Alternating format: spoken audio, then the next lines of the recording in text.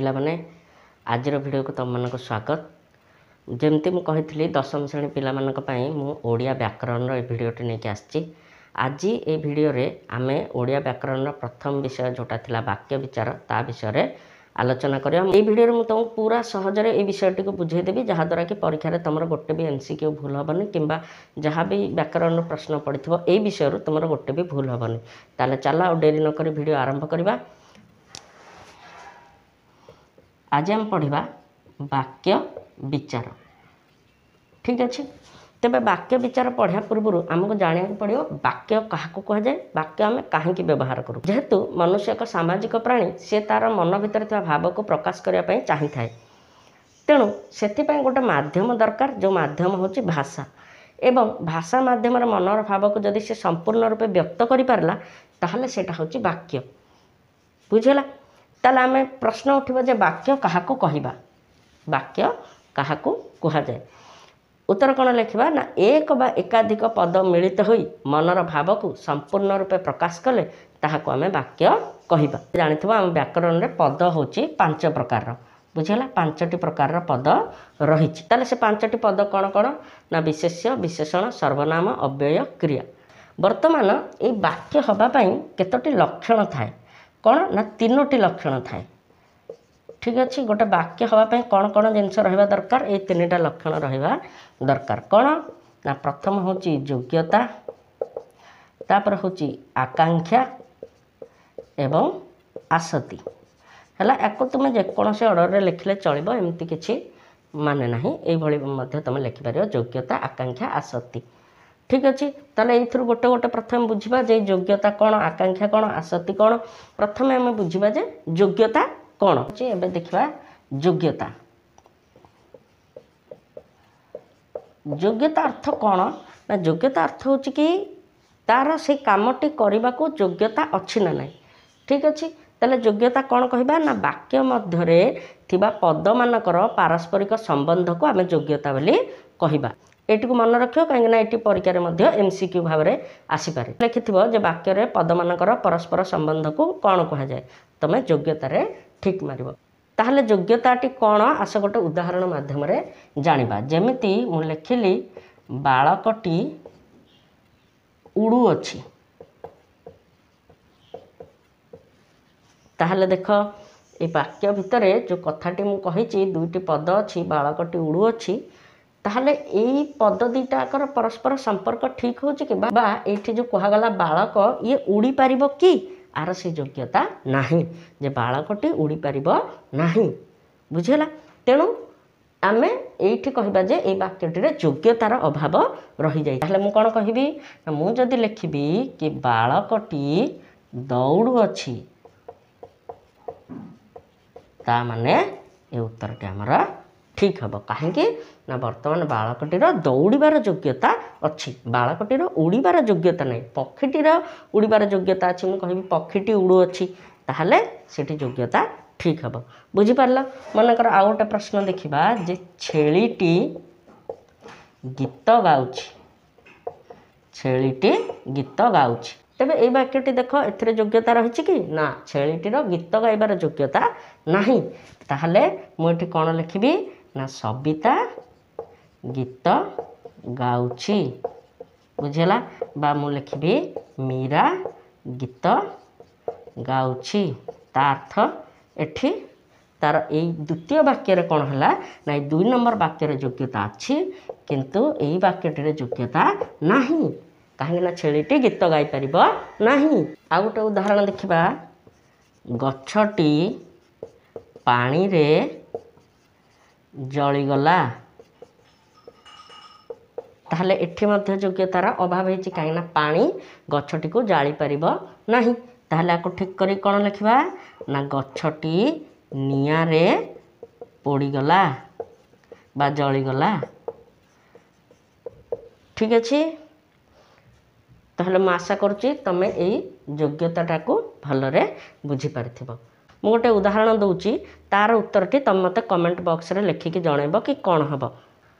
मु गोटे प्रश्न दूची मधु खाई सारी निया पिउछि तुमे लिखिब कमेंट रे जे इटा ठीक अच्छी कि यार योग्यता अच्छी कि जदि योग्यता नहीं ताहले एठी ठीक उत्तरटी कौन हम ठीक अच्छे कमेंट सेक्शन में निहाती उत्तर जनइब। एवं आम पढ़ा आकांक्षा विषय जदि तुमको भलरे नंबर रखिबार अच्छी भिडटी को मूलरू शेष जाए पूरा देख जहाँद्वारा कि तुम कौन सी गोटे पॉइंट भी छाड़बनी और भलरे तुम विषयटी को बुझीपार।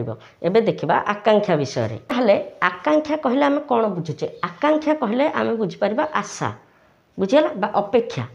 तो तुम मन रख कि आमको एमती मन रख आशा बा अपेक्षा है ताहले एथुर आम कौन जानिबा ना जिते वाक्य गोटे पद अर्थ प्रकाश करने आउ गोटे पद को अपेक्षा करी रही थाए बा अन्य पद मान को अपेक्षा करके रही थाए ताहले ताको आम वाक्य आकांक्षा बोली कहबा है। ए तले तुमको तार समस्त संज्ञा गुड़ा देखा जाउथबो ताको लिखिबो नोट करियो मन रखिबो ठीक अच्छे।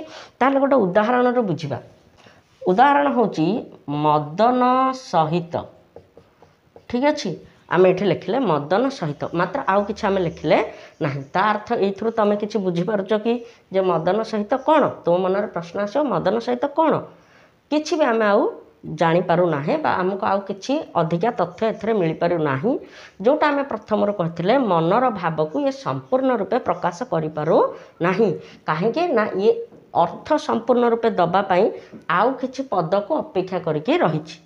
चलो से पद गुड़ा भरीदबा कौन हम पद गुड़ाक भरिले तांको बापा आसीबे वर्तमान देख मदन सहित तांको बापा आसीबे बुझीगला तार्थ आकांक्षा कौन प्रथम जिते थिला मदन सहित यही जो पद गुड़िक लिखाई नाला सी कौन सी अर्थ दे पारू नथिला एबे जेतेबेले ए पद गुड़िक आम जोड़ीदेले वर्तमान से संपूर्ण भाव मनर भाव को प्रकाश कर पारला अर्थ मध्य दे पारला तेणु ये वर्तमान वाक्य हिसाब से आम को कहीपर बुझीगला। तेणु आकांक्षा होची अन्य पद मान को अपेक्षा करबा कहीं ना जदि अन्य पद न आसबे से अर्थ को बुझे पार ना तो ताकू चिन्हब केमती ना जोठी एमती किसी खाली देथिबो हैला पिलाटी स्कूल गला बेले बास मनकर एतिक देछि पिलाटी स्कूल गला बेले तो पिलाटी स्कूल गला बेले कौन है आमर आउ किछि अर्थ बुझा पड़ुनी ता माने जानिब प्रश्न देथिबो एठारे केउ लक्षणर अभाव रहिछि तो तुम ठीक मारिब आकांक्षा रे कहीं ना आउ पद को से अपेक्षा करुछि पद देदबा बाटरे पड़ी गला वर्तमान तुम बुझीपार जे मनर भाव को संपूर्ण रूपे प्रकाश करीहला। मु आशा करुँच तुम आकांक्षाटी को भलरे बुझीपार एबे एइथुर मध्य गोटे प्रश्न देवी तुम तो कमेंट सेक्शन में लिखिके जनइब देखा तुम मैंने ठीक बुझीच बा नाई।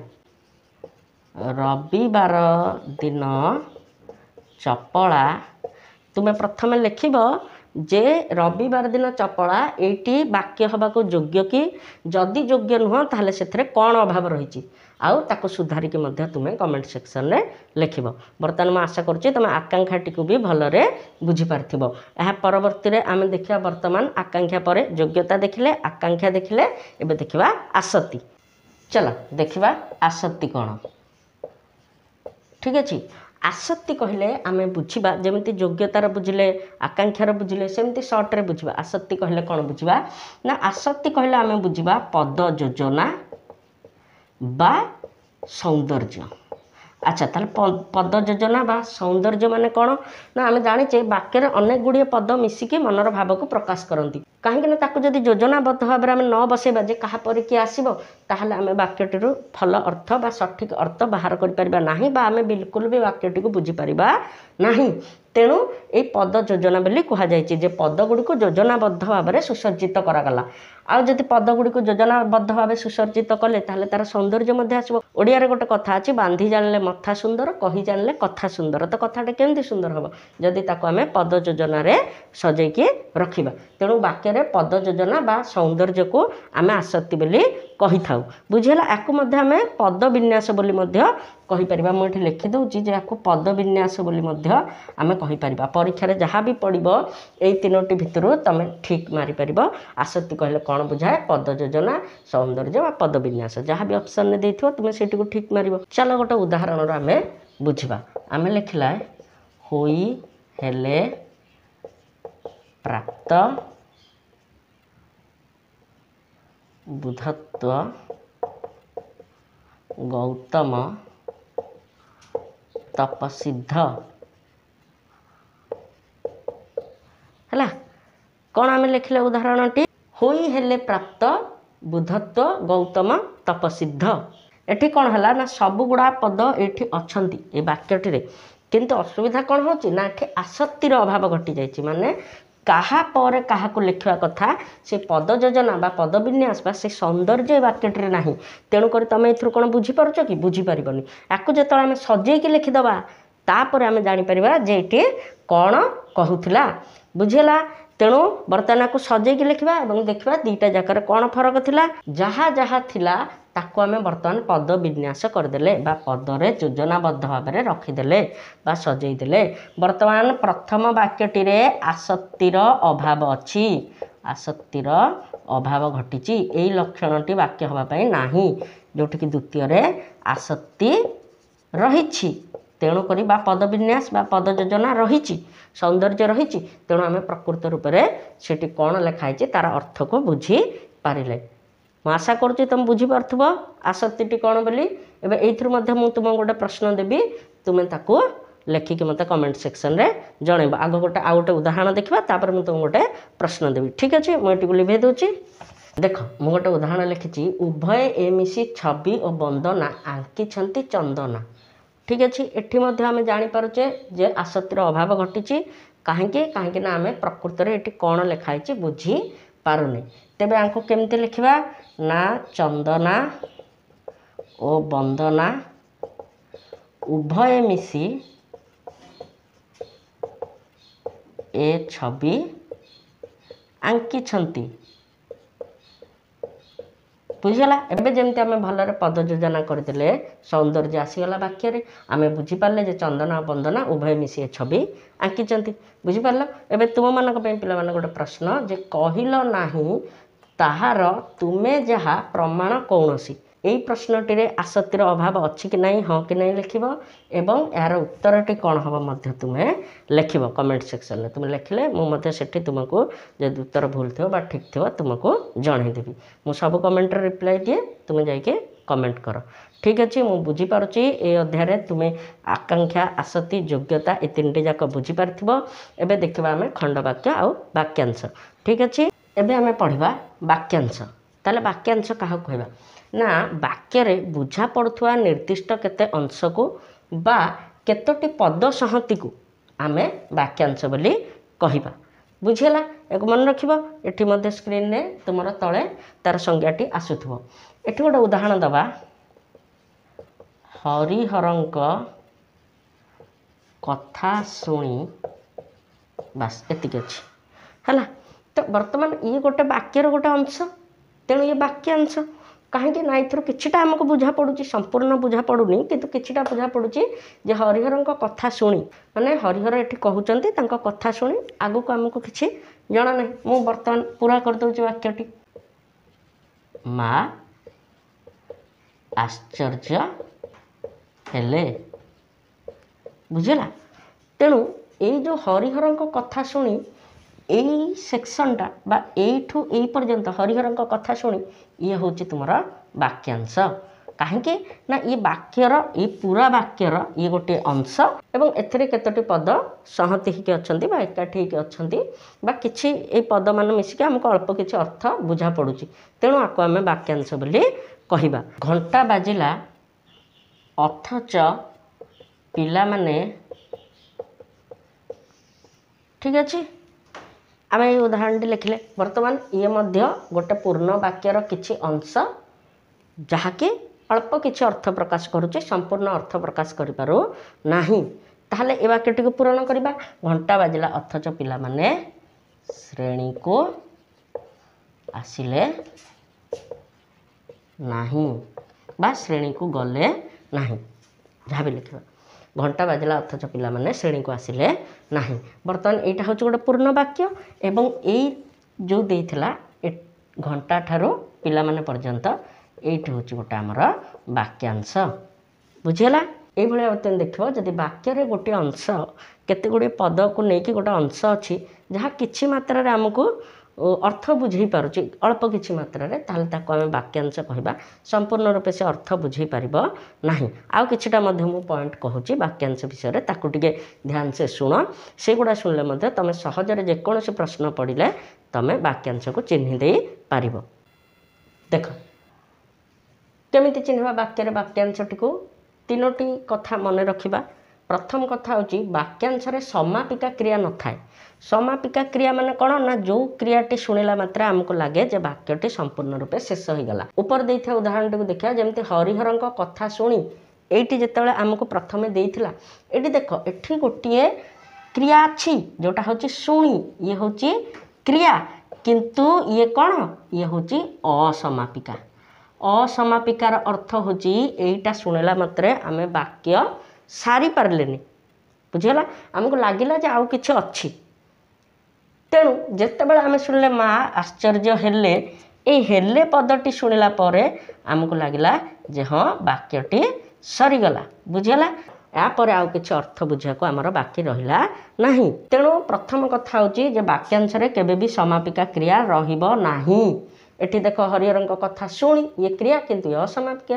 घंटा बाजिला अथच पिला माने एठी देख एठी घंटा बाजिला अथच पिला माने एठी जदि शुणिबो खाली घंटा बाजिला जदि भी शुणिबो तमे किछि बुझी पारिबो कि जे घंटा बाजिला अथच पिला माने जेतेबेले तमे शुणिलो आसिले नाही सेतेबेले तुमको लागिला जे हाँ वाक्यटी सरला। तेणु समापिका क्रियाटी एपटे अच्छी। तेणु वाक्य जो अंश समापिका क्रिया नथिबो ताकू ही तुम वाक्यांश बोली जापर। द्वितीय कौन ना किछि अर्थ प्रकाश करें ये अल्प किछि अर्थ दब जमी मुझे कहली हरिहर कथा शुणी घंटा बाजिला अथच पिला माने आमको किछिटा आभास मिल जाऊँ किछिटा आम सूचना पाई जाऊे अर्थ बुझी पारुचे जे कौन होइथिबो बुझीगला। तृतीय हूँ पूर्ण मनोभाव प्रकाश असमर्थ। पूर्ण मनोभाव ये केबे भी प्रकाश करिपरिबो नाही केबे भी नहीं। तुम ये उदाहरण गुड़ी देख जापर। एठी मु गोटे उदाहरण लिखी देख छात्र माने संध्या समय रे देख एठी कौन है छात्र माने संध्या समय जिते आम देखुचे एठी कौन सी प्रकार क्रिया ही ना छात्र माने संध्या समय बुझीगला। समापिका कौन असमापिका कौन किछि हेले नाही है छात्र माने संध्या समय ताले ये वाक्यांश या पूरा करले गोटे समापिका क्रिया लगेकि ताहले आम जापर जे हाँ वाक्यटी पूर्ण है। बाकी रहा ये किछि अर्थ प्रकाश करुच्ची जे हाँ छात्र माने संध्या समय पूर्ण मनोभाव प्रकाश असमर्थ पूर्ण मनोभाव प्रकाश करूनी। जदि मुझे पूरा करदेवी छात्र माने संध्या समय पाठ पढ़ती एबे देख पाठ पढ़ती वर्तमान आसीगला आमर कौन समापिका क्रिया।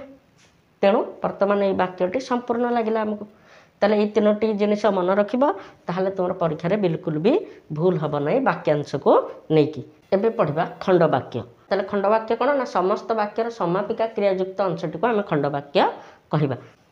ताहले इथर आम कौन बुझुचे ना गोटे वाक्यर से खंडे होइथिबो तेणु खंडवाक्य बा वाक्यर गोटे अंश होइथिबो बुझिहोची।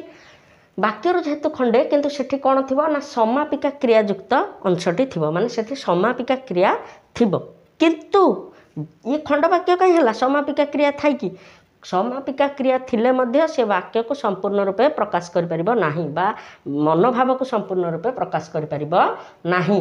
तेणु आम जमते देखिबा जेउ माने वृथारे समय काटंती वृथारे समय काटंती बुझीगला। ये देख जो मैंने वृथारे समय काटती एठी कौन हो ना समापिका क्रिया अच्छी समय काटती किंतु आम वाक्यटी पूरा किसी बुझीपारे जो मैंने वृथारे समय काटती से कौन हुए आम कि बुझीपारे। तेणु जो मैंने वृथारे समय काटती एथि समापिका क्रियायुक्त अंशटी अच्छी तथापि मध्य ये वाक्यटीर मनोभाव को संपूर्ण रूपे प्रकाश करियारे असमर्थ होउची। तेणु याकू आम खंडवाक्य कहवा। एठी केमती चिन्हवा ना एठी वाक्य कर्ता थिबो एवं क्रिया मध्य थिबो तथापि मध्य से मनोभाव संपूर्ण रूपे प्रकाश करि परिबो नाही ताहले ताकू आम खंडवाक्य बोली कहवा। मु आशा करुच्ची तुम भल भाव बुझीपार्थुव जे वाक्य कर्ता थी जो मैंने जगार किए भी तो रहीपर जो मैंने वृथारे समय काटती से मैंने भविष्य असुविधार पड़ती तो जो मैंने रहिले से जो मैंने होती कौन कर्ता एवं समय काटती यहाँ हूँ क्रिया। तेणु कर्ता और क्रिया काटती अच्छी ना क्रिया तो जो ମାନେ ହେଲେ କର୍ତ୍ତା କାଟନ୍ତି ହେଲା ଏଠି କ୍ରିୟା। ଏ ଦୁଇଟା ଯାକ ଥାଇକି ମଧ୍ୟ ସେ ବାକ୍ୟଟି ସମ୍ପୂର୍ଣ୍ଣ ରୂପେ ମନୋଭାବ ପ୍ରକାଶ କରିପାରୁ ନାହିଁ। ତେଣୁ ୟାକୁ ଆମେ ଖଣ୍ଡବାକ୍ୟ ବୋଲି କହିବା। ଇଏ ପ୍ରଥମ ହେବ। ବର୍ତ୍ତମାନ ଦେଖ କିଏ ପ୍ରଥମ ହେବ ଯଦି ଆମେ ଏଠି ଲେଖୁଛେ ତାହେଲେ ଏଠି କିଏ ହେବ କର୍ତ୍ତା, କାହିଁକିନା କିଏ ଜାଗାରେ କିଏ ବି ତ ଗୋଟେ ରହିବ ନା। ଆଉ ପ୍ରଥମ ହେବ ହେଉଛି ଆମର କ୍ରିୟା। ଇଏ କର୍ତ୍ତା ଇଏ କ୍ରିୟା ସବୁ ଥାଇକି ମଧ୍ୟ ଆମେ ବାକ୍ୟଟିକୁ ସମ୍ପୂର୍ଣ୍ଣ ରୂପେ ବୁଝିପାରୁ ନାହିଁ ବା ଇଏ ସମ୍ପୂର୍ଣ୍ଣ ରୂପେ ଅର୍ଥ ପ୍ରକାଶ କରିପାରୁ ନାହିଁ। ତେଣୁ ଆକୁ କୁହାଯିବ ଖଣ୍ଡବାକ୍ୟ, ଯେଉଁଠିକି ବାକ୍ୟାଂଶରେ ସମାପିକା କ୍ରିୟା ନଥିବ। ଏଥିରେ ଆଉ କନଫ୍ୟୁଜ୍ ହେବାର କିଛି ନାହିଁ ଯେ ଖଣ୍ଡବାକ୍ୟରେ ସମାପିକା କ୍ରିୟାଯୁକ୍ତ ଅଂଶ ଥିବ, ଇଏ ବି ବାକ୍ୟର ଅର୍ଥ ସମ୍ପୂର୍ଣ୍ଣ ବୁଝେଇ ପାରୁନଥିବ। ବାକ୍ୟାଂଶରେ କ'ଣ ହେଇଥିବ ନା ସମାପିକା କ୍ରିୟା ନଥିବ, ସିଏ ମଧ୍ୟ ବାକ୍ୟଟିକୁ ସମ୍ପୂର୍ଣ୍ଣ ରୂପେ ବୁଝେଇ ପାରୁନଥିବ। ଠିକ୍ ଅଛି, ମୁଁ ଆଶା କରୁଛି ଏ ଭିଡ଼ିଓରୁ ବାକ୍ୟ ବିଚାର ବିଷୟଟିକୁ ତୁମେମାନେ ସମ୍ପୂର୍ଣ୍ଣ ରୂପେ ବୁଝିପାରିଥିବ। ଯଦି ତୁମର କିଛି ମତାମତ ଅଛି, କିଛି ଜାଣିବାକୁ ଚାହୁଁଛ, କମେଣ୍ଟ ସେକ୍ସନରେ ନିହାତି ଲେଖିକି ଜଣାଇବ। ଭିଡ଼ିଓ ଭଲ ଲାଗିଲେ ଲାଇକ୍ କରିବ, ସାଙ୍ଗମାନଙ୍କ ସହିତ ସେୟାର ନିଶ୍ଚିନ୍ତ କରିବ, କାହିଁକିନା ସେମାନଙ୍କୁ ମଧ୍ୟ ଏ ଭିଡ଼ିଓଟିରୁ କିଛି ଶିଖିବାକୁ ମିଳିବ। ଏଇଭଳି ଭାବରେ ପରୀକ୍ଷା ପାଇଁ ତୁମେ ପ୍ରସ୍ତୁତ ହୋଇପାରିବ। ଯଦି ତୁମେ ଏ ବିଷୟଟିକୁ ବୁଝିନଥିଲ, ବର୍ତ୍ତମାନ ମୁଁ ବୁଝାଇଦେଲି। ଭିଡ଼ିଓଟିକୁ ତୁମେ ବାରମ୍ବାର ଦେଖ, ଆଉ ଯାହା ଡାଉଟ୍ ଅଛି ତୁମେ ଦେଖିଲା ପରେ ବୁଝିପାରିବ। ତଥାପି ଯଦି କିଛି ତୁମ ମନରେ ଡାଉଟ୍ ଅଛି ତାକୁ କମେଣ୍ଟ ସେକ୍ସନରେ ନିହାତି ଲେଖିକି ଜଣାଇବ। ମୁଁ ଆଉ ଗୋଟେ ଭିଡ଼ିଓରେ ତୁମମାନଙ୍କୁ ଦେଖାହେବି। ପରୀକ୍ଷା ପାଇଁ ଜୋରଦାର ପ୍ରସ୍ତୁତି ଆରମ୍ଭ କରିଦିଅ ଏବଂ ପରୀକ୍ଷାରେ ଯେମିତି ତୁମର ଭଲ ହେବ ସେଥିପାଇଁ ବେଶୀ ଧ୍ୟାନ ଦିଅ। ତାହେଲେ ରହୁଛି, ଆଉ ଗୋଟେ ଭିଡ଼ିଓରେ ମୁଁ ତୁମମାନଙ୍କୁ ଦେଖାହେବି।